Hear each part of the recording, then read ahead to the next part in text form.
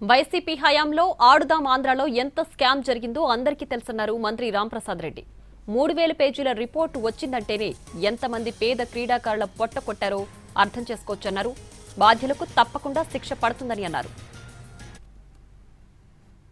చెప్పినా చెప్పకపోయినా ఆడుదాం ఆంధ్ర అనే విషయంలో ఎంత పొరపాట్లు జరిగాయి, ఎంత కుంభకోణం జరిగిందో అందరికీ తెలుసు. మేము ఒకటే చెప్తున్నాం, మా ముఖ్యమంత్రి గారు, మా యువ నాయకులు ఎప్పుడు వారి సమక్షాన్ని 2 ఉభయ సభలో, శాసనసభలో, శాసన మండలిలో దీని గురించి అడగడం, దీన్ని ఒక ఉన్నత స్థాయి కమిటీకి ఇవ్వడం జరిగింది. ఏ తప్పు చేయకుండానే 3000 పేజీలతో నివేదిక ఎక్కడైనా వస్తుందా అని అడుగుతున్నా.